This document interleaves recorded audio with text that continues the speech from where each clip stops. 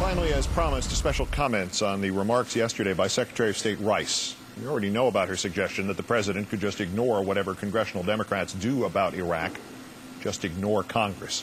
We know how that game always turns out. Ask President Nixon, ask President Andrew Johnson. But about what the Secretary said regarding the prospect of Congress revising or repealing the 2002 authorization of the war in Iraq. And here we go again.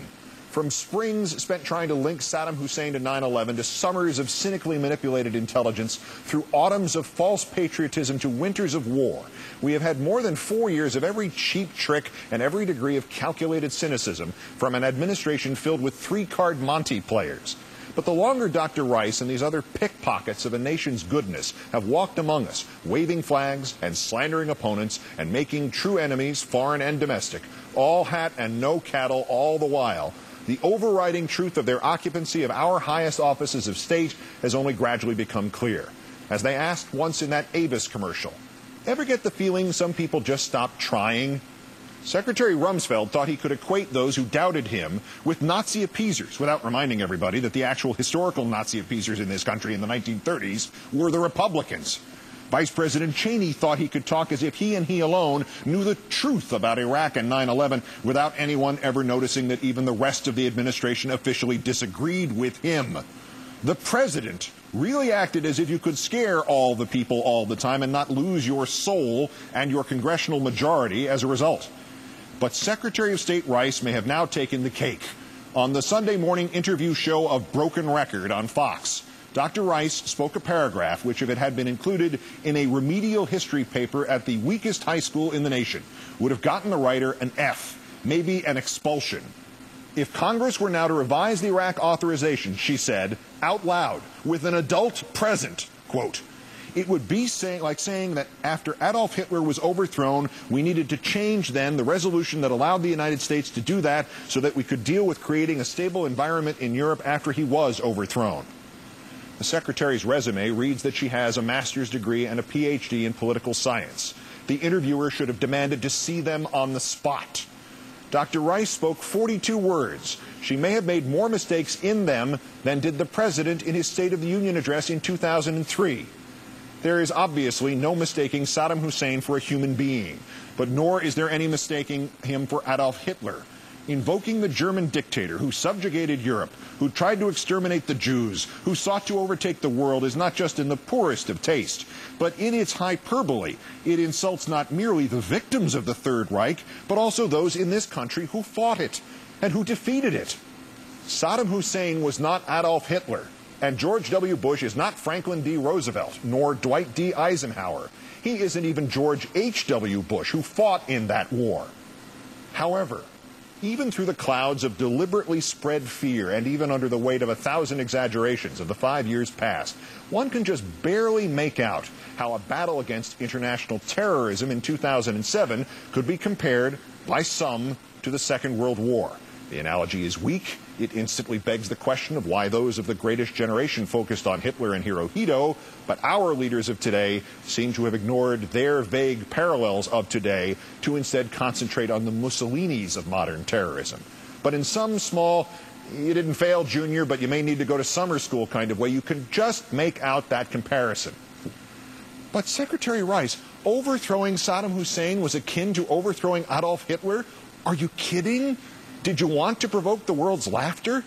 And please, Madam Secretary, if you are going to make that most implausible, dubious, subjective, ridiculous comparison, if you want to be as far off the mark about the Second World War as, say, this pathetic Holocaust denier from Iran, Ahmadinejad, at least get the easily verifiable facts right, the facts whose home through history lie in your own department.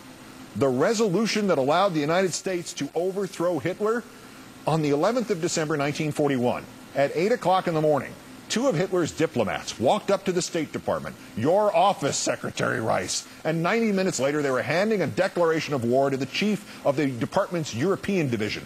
The Japanese had bombed Pearl Harbor 4 days earlier, and the Germans simply piled on.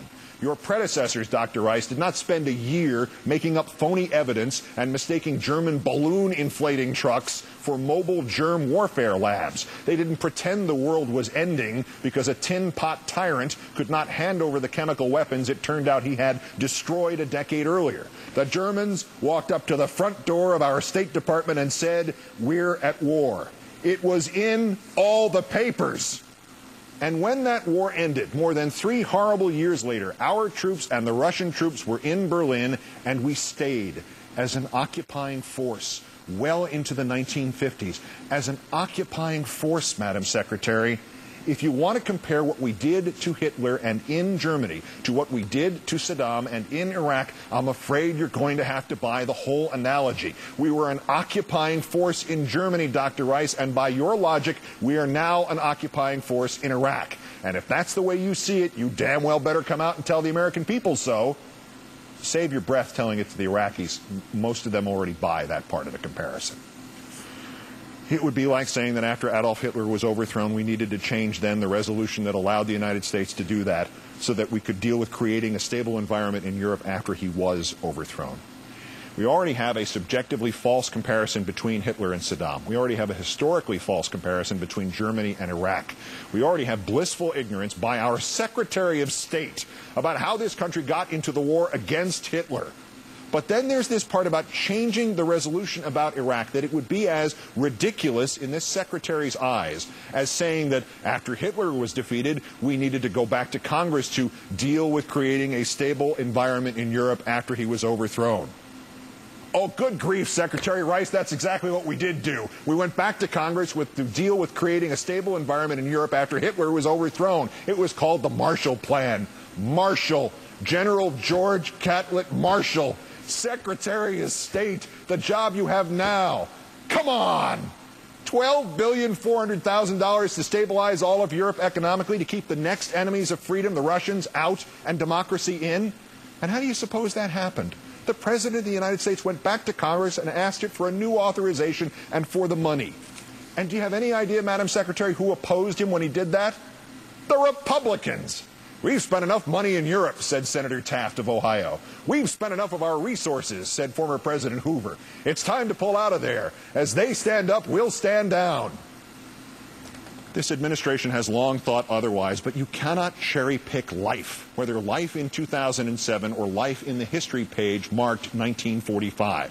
You can't keep the facts that fit your prejudices and throw out the ones that destroy your theories. If you're going to try to do that, if you still want to fool some people into thinking that Saddam was Hitler, and once we gave FDR that blank check in Germany, he was no longer subject to the laws of Congress or gravity or physics, at least stop humiliating us. Get your facts straight. Use the Google.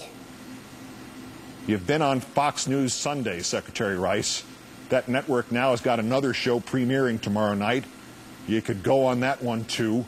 It might be a better fit. It's called, Are You Smarter Than a Fifth Grader? That's Countdown. I'm Keith Olbermann. Good night and good luck.